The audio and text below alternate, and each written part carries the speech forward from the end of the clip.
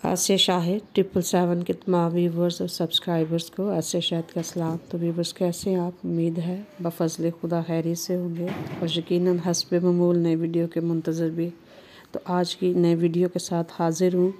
और इससे पहले कि मैं वीडियो के बारे में बात करूँ तो वीडियो का जो टाइटल है आप देख रहे हैं, जो तस्वीर है वो बहुत ही मज़ेदार किस्म की चीज़ है, बड़ी इंटरेस्टिंग भी है। और उस तस्वीर से ही शायद आपको आगे वीडियो का अंदाज़ा भी हो सके। तो तस्वीर इतनी दिलचस्प है तो यकीनन अंदर जो बात कही गई है वो भी दिलचस्प भी होगी, जो आपको यकीनन पसंद आएगी। तो वीडियो को ज़रूर शेयर कीजिएगा, लाइक और कमेंट भी करें और काइंडली चैनल को ज़रूर सब्सक्राइब किया करें और मज़ीद करवाया भी करें।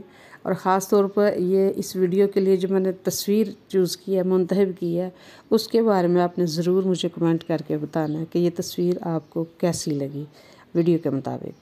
तो आइए वीडियो को देखते और सुनते हैं। वीडियो का उन्वान है तुम कितना बदल गए हो। सुनो, तुम कितना बदल गए हो। तुम्हारा लहजा, अंदाज़, मिजाज, बातें, गुफ्तगू सब बदल गए हैं।